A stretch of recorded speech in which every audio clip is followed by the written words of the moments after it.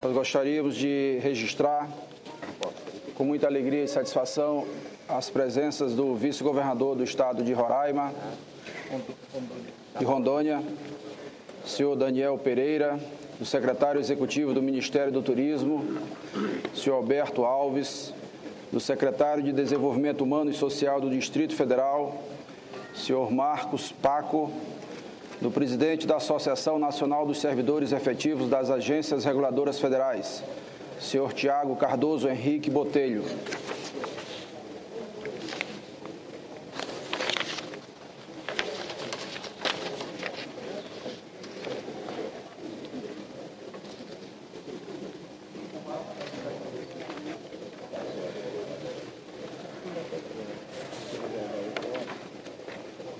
A condição de autor do requerimento para a realização dessa sessão especial, eu quero ter a alegria de dirigir algumas palavras.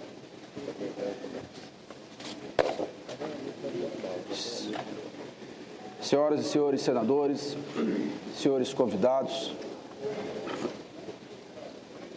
senhor presidente do PSB, Carlos Siqueira, senhor governador Casagrande, presidente da Fundação, João Mangabeira, queremos cumprimentar todos os nossos convidados, agradecer e iniciar dizendo que a maior homenagem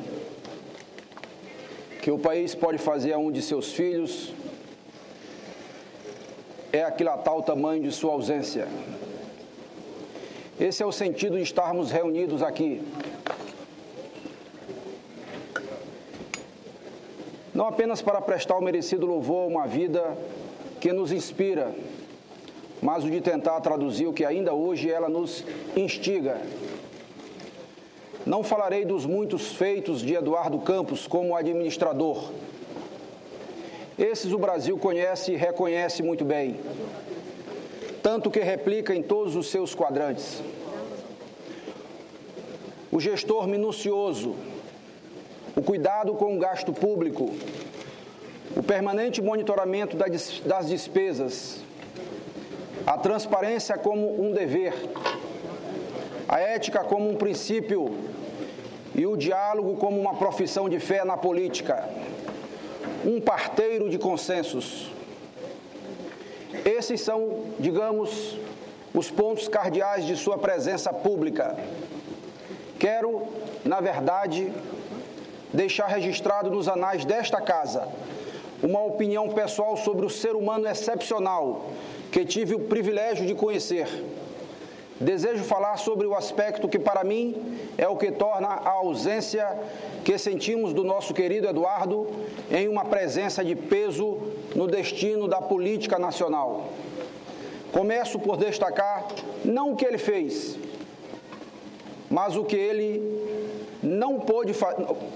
Mas o que ele não fez, pois a vida das pessoas que transcendem o seu tempo também é construída pela capacidade de negar o óbvio, de se confrontar com a espessura das ideias feitas e com a inércia das expectativas fáceis. Eduardo foi o herdeiro do mais formidável legado político do pensamento e da prática socialista do país. Seria fácil aproveitar eleitoralmente a herança da linhagem de Miguel Arraes, seu avô.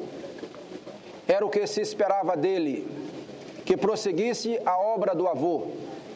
Mas Eduardo fez o mais difícil, sem abrir mão dos valores.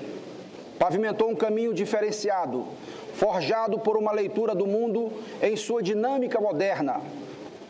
O mundo conectado por redes de informação, que anseia por novas formas de organização, por ordenamentos mais horizontais, pelo compartilhamento da experiência de viver, pela quebra de paradigmas, pela reinvenção do governo. Eduardo reinterpretou a política ao formular a máxima que levou para o seu governo, de que, aspas, não se pode mais fazer política como se fazia no século passado. E, é claro, ele se referia ao século em que viveu o seu avô, mentor político. Ele dizia, com isso, que a verdadeira aprendizagem se dá pela capacidade de mudar junto com o mundo, não apenas de mudar o mundo, mas de saber mudar com ele, sem negar o passado, antes o valorizando e o reconhecendo. Certamente uma lição de humildade que permanece viva.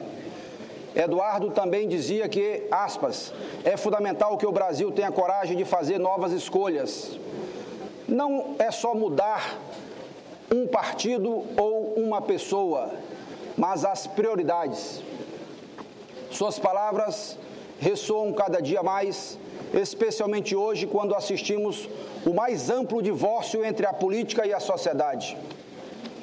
O destino, porém, nos negou a oportunidade de testemunhar como a pregação de Eduardo ecoaria no coração das pessoas ao longo da campanha eleitoral.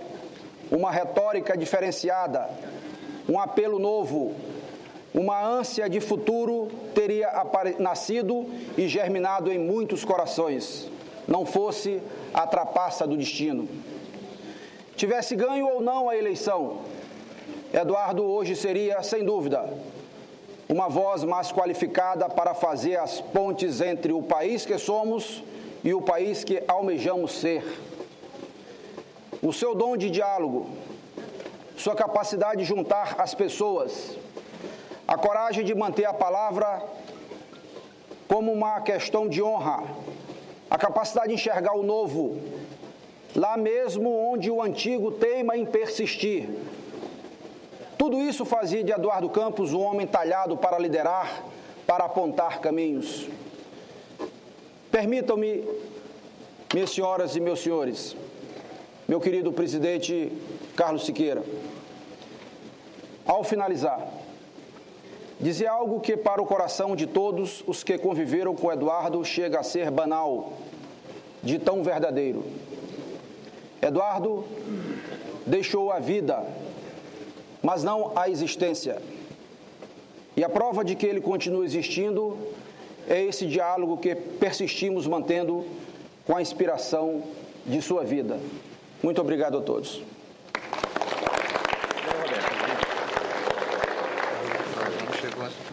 Obrigado, querido. Eu quero fazer uma homenagem muito especial também, além do nosso querido Eduardo Campos, aos seus outros companheiros que com ele tombaram naquele dia 13 de agosto do ano passado. O nosso companheiro, com quem tive o privilégio de ser colega na Câmara Federal, sobrinho do nosso companheiro, amigo, senador Valadares, o saudoso deputado Pedro Valadares. Carlos Percol, Alexandre Severo, Marcelo Lira, Geraldo Magela e Marcos Martins. Todos têm o nosso respeito e o nosso reconhecimento.